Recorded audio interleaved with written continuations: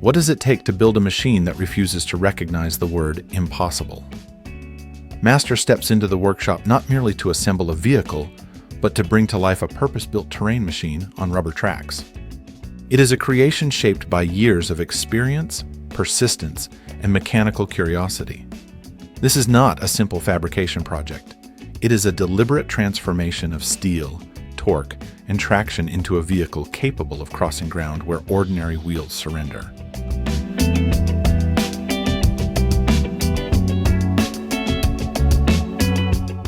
Everything starts with the heart of any tracked machine, the sprocket system. Edouard begins by making a full set of sprockets just for this build. He doesn't just grab something off the shelf, but he carefully works out the right diameter, shapes the teeth to match the track perfectly, and makes sure everything lines up exactly the way it should.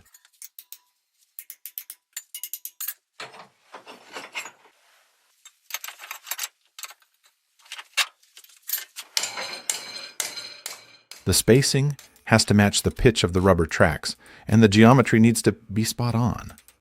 If this part isn't right, nothing else will feel right later. It's the kind of detail work that doesn't always stand out at first glance, but it makes all the difference once the machine starts moving.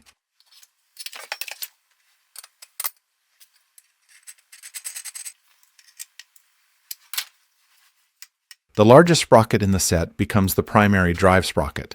It's designed to take torque straight from the drivetrain and feed it into the tracks. Its size and weight are carefully chosen to give enough leverage while staying strong under pressure.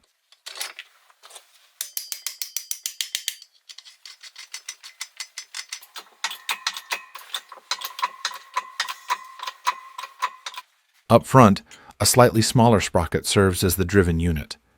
The main drive sprocket is held in place by a fork-style mounting bracket, which cradles the hub securely and keeps everything lined up perfectly.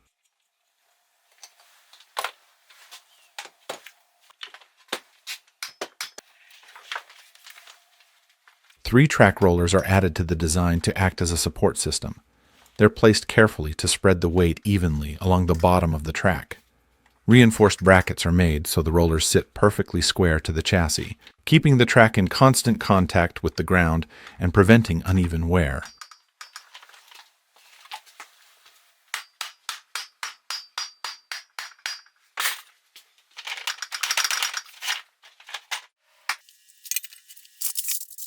To mount everything solidly, reinforced brackets are fabricated and secured to the chassis, holding the whole setup firmly in place.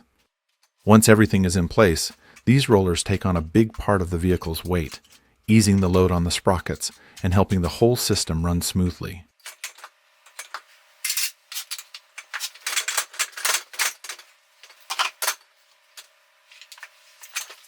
The frame is welded together from beams, pipes, and brackets, forming one solid structure that serves as the spine of the chassis. Once the frame and track system are fully assembled, they weigh over 40 kilograms. Yes, it is heavy, but incredibly strong and ready to take on whatever comes next.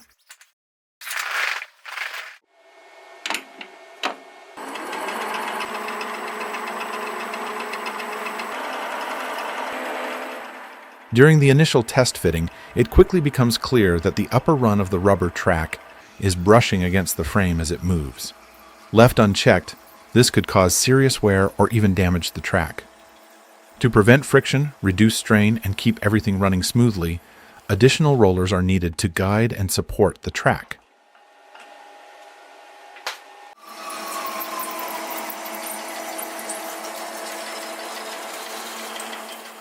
Edouard makes these rollers out of Caprolon, a tough, low-friction polymer that's perfect for the job. He carefully machines two pairs so they lift the track just enough to clear the frame while still spinning freely, without pinching or binding.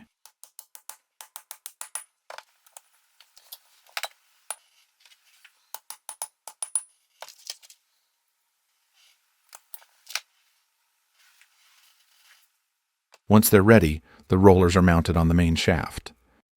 They're held in place with loose metal rings that let them shift just a little along the axis, giving the system room to handle small expansions or contractions in the track as it moves.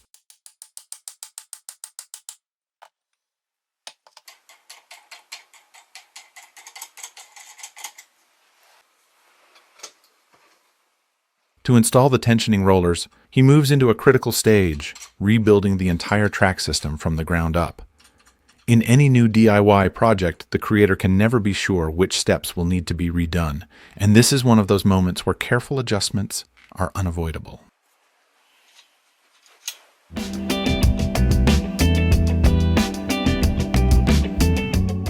The master turns his attention to one of the most important tasks so far, fitting the Morozov gearbox onto the frame. He lines up two identical steel tubes along the length of the chassis, almost like a reinforced rear crossbar. Rubber inserts are added at key points along the tubes to absorb vibrations and give a bit of flex, making sure the gearbox sits firmly in place without sending every jolt straight into the frame.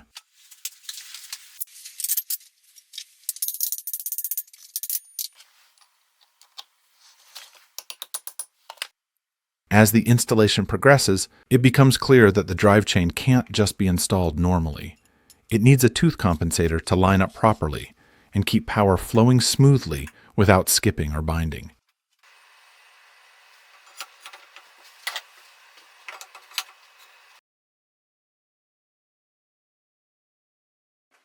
The engine chosen for the build, a Chinese X140, is light, but it comes with a fair amount of vibration. To manage this, he mounts it on rubber cushions, creating a simple yet effective vibration damping system.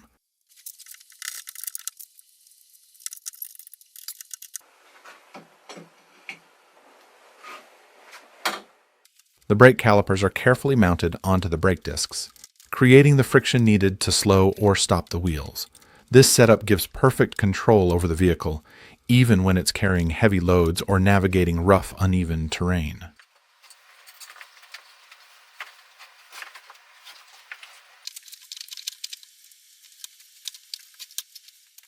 Next, Edouard moves on to building the vertical supports for the upper frame. This isn't just cosmetic. These supports tie the whole chassis together, frame the seat area, and create solid mounting points for whatever comes next.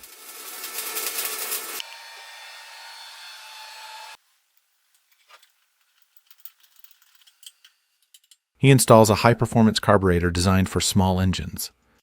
The kit comes complete with the carburetor, an intake manifold, and a high-flow air filter.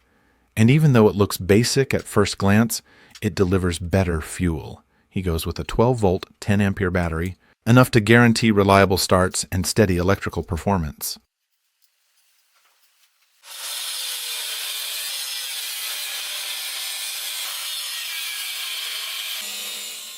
During a closer inspection, the master notices a couple of problems. The front, ski-like section of the lower frame turns out to be a bit too short, and where the tubes meet, there's an awkward step instead of a smooth transition. It might not look like much now, but once the vehicle starts moving over snow or rough ground, that small flaw could easily become a bigger problem.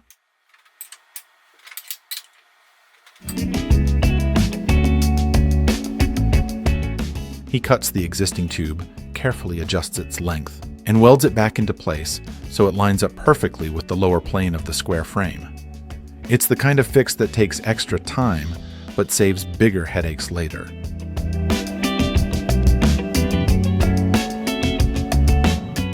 The goal is to create one smooth, continuous underside. Later on, this surface will support the bottom panel and help the machine glide more easily over snow, ice, and rough terrain without snagging or slowing down. Small adjustments like this often end up making a huge difference once the machine finally hits the ground.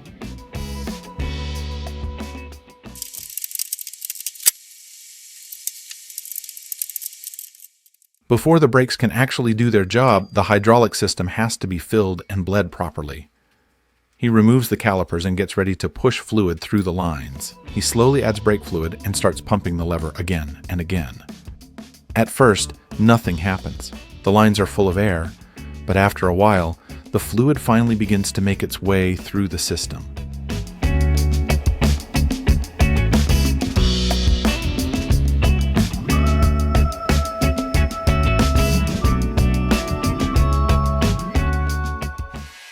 The space available for the exhaust system is pretty tight, so the muffler has to be compact while still doing its job, reducing noise and letting the gases flow properly.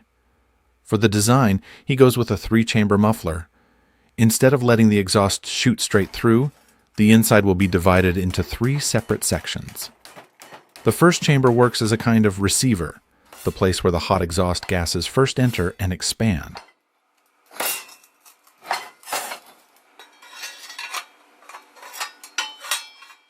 From there, the flow moves through a perforated tube into the second chamber, where the pressure drops further and the sound begins to soften. Finally, the gases pass through another section into the last chamber before leaving the system. By forcing the exhaust to travel through several stages, instead of a straight pipe, the flow has time to disperse and cool down.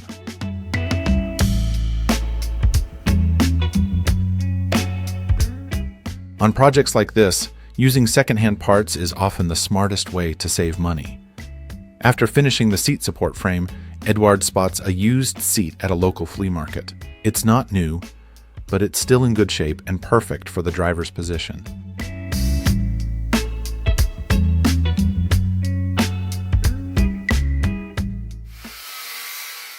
He decides to build the fuel tank from scratch. It is a bit complicated, but the result will look clean and custom-made. He chooses a 1.2 millimeter sheet of ordinary iron for construction. To make sure everything fits, the tracks are temporarily installed and then removed, giving him full access for cutting and shaping the tank.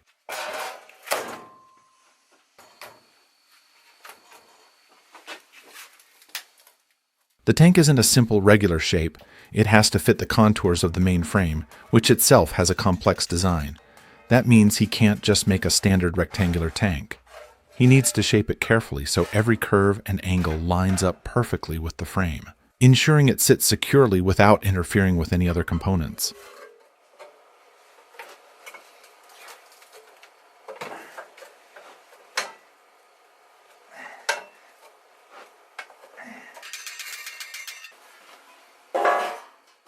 The master fabricates the filler neck from a metal cylinder, shaping it to fit the tank perfectly at the correct angle and adding precisely cut screw threads.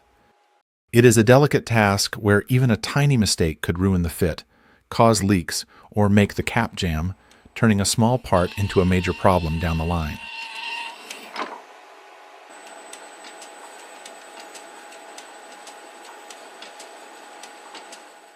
He then makes a cap from durable plastic, adding screw threads so it seals tightly but still twists on and off easily.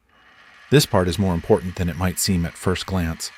If the cap is loose, damaged, or doesn't seal correctly, it can lead to leaks, fuel loss, or even engine performance issues.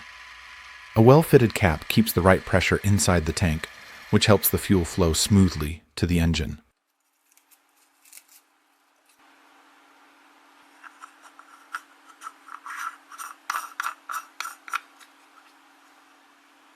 The tank itself is welded together, and an anti-slosh baffle is added to keep the fuel from moving around too much. The filler neck and nozzle are welded at an angle so they won't get in the way during turns. Finally, mounting plates are added to both the front and rear, securing the tank firmly in place.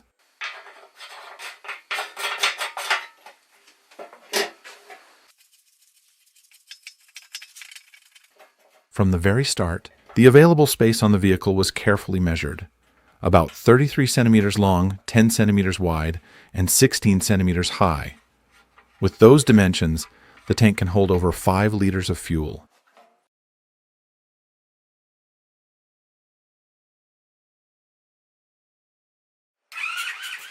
It was heavy, painstaking work, and once the tank is fully mounted and filled with fuel, it's time for the moment of truth. This test isn't just important, it's absolutely essential to ensure both safety and reliable performance.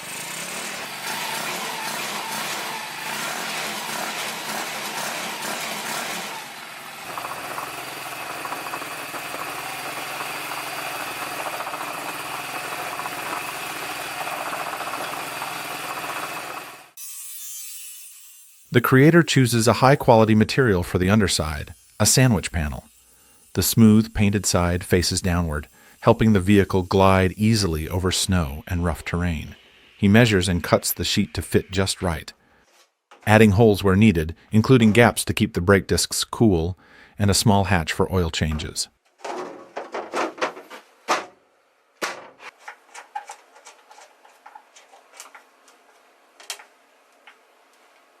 With winter in full swing and the ground buried under snow, a snowplow is essential. So Edward installs an electric lift to give precise linear motion to the snowplow attachment.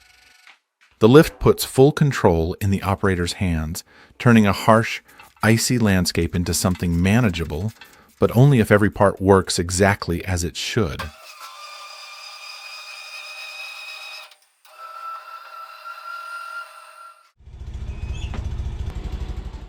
The test drive is a complete success. The snowplow moves effortlessly, rising and lowering exactly as intended. The rubber tracks grip the icy, snow-covered ground with surprising stability, keeping the vehicle steady and controlled. Even on tricky slopes, the vehicle handles the winter terrain with ease, like it was made for this moment.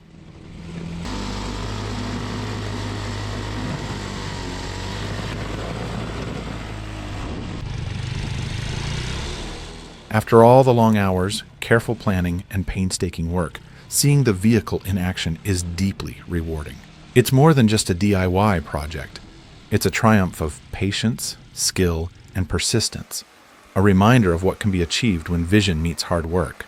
There's a quiet satisfaction, a mix of pride and relief, knowing that all the effort has finally come to life. The tracked vehicle isn't just for clearing snow. It quickly becomes a source of pure joy for the neighborhood kids.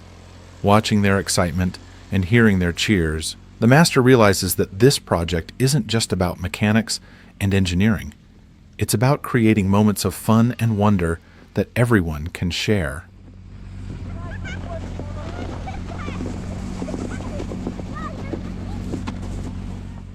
In the end, the true reward of Edward's work goes far beyond the mechanics and the craftsmanship. This ride, this simple joy of a snowy adventure, is a moment that will be remembered long after the winter ends.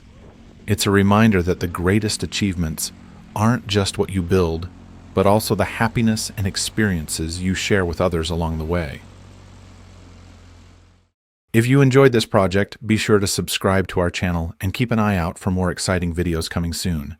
Hit the bell, give this video a thumbs up, and share your ideas in the comments.